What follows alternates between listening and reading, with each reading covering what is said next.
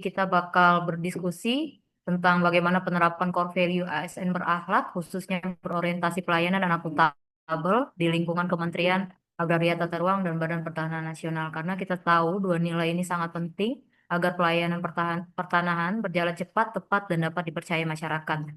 Kita mulai yang pertama ini kita bahas mengenai berorientasi pelayanan dulu ya. Mbak Yasinta, boleh dong kasih tahu ke kita-kita penerapan berorientasi pelayanan di bagian pendaftaran tanah itu gimana?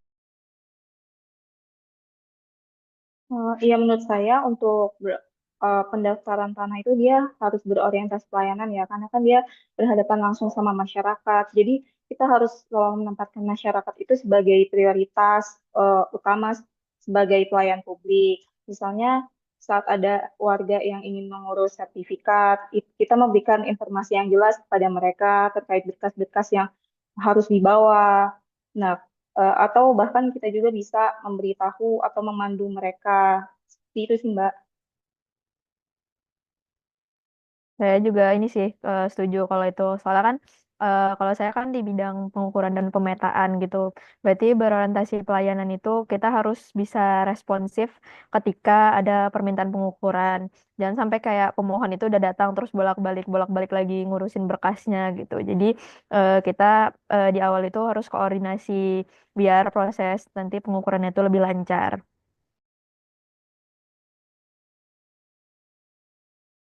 Kalau dari saya mungkin Mbak, saat ini saya ditempatkan di seksi pengendalian dan penanganan sengketa.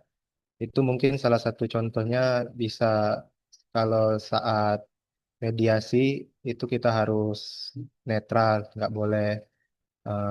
nggak boleh berpihak kepada pihak manapun. Lalu memberikan penjelasan prosedurnya secara transparan dan juga menjaga agar prosesnya tidak berlarut-larut.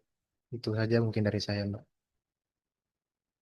Oke, mantep banget ya kita tentang pelayanan, berorientasi pelayanan ini. Mungkin selanjutnya kita bakal bahas tentang akuntabel. Mas Putra boleh nih jelasin ke kita-kita sisi umum akuntabel dari kepegawaian gimana?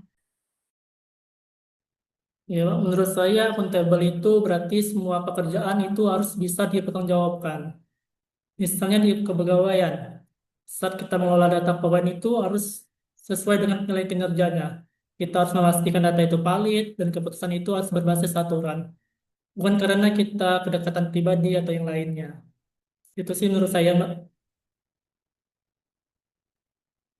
Izin menambahkan juga mungkin untuk di bagian pelayanan pendaftaran. Jadi akuntabel itu juga bisa diartikan akuntabilitas ya. Jadi dokumen itu harus diverifikasi, dicek dengan benar, terus ada buktinya juga dan dicatat juga prosesnya. Jadi kita bisa eh, menjelaskan alurnya itu dengan baik gitu.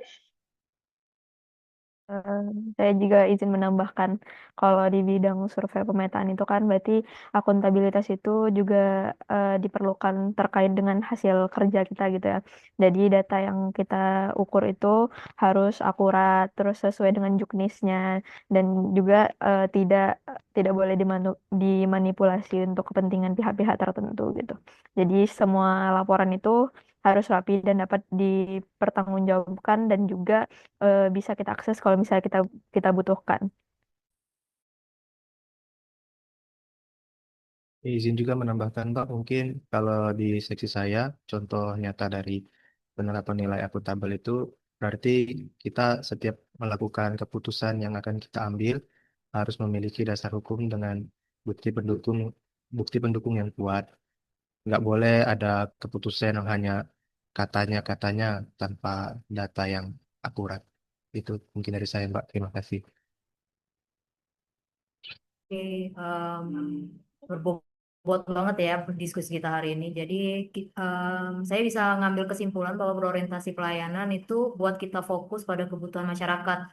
Sedangkan akuntabel memastikan pekerjaan kita itu transparan dan bisa dipertanggungjawabkan. Kalau dua nilai ini berjalan beriringan, pasti kepercayaan publik juga terhadap Kementerian Agraria Tata Ruang dan Badan Pertanahan Nasional akan semakin kuat. Makasih teman-teman semuanya.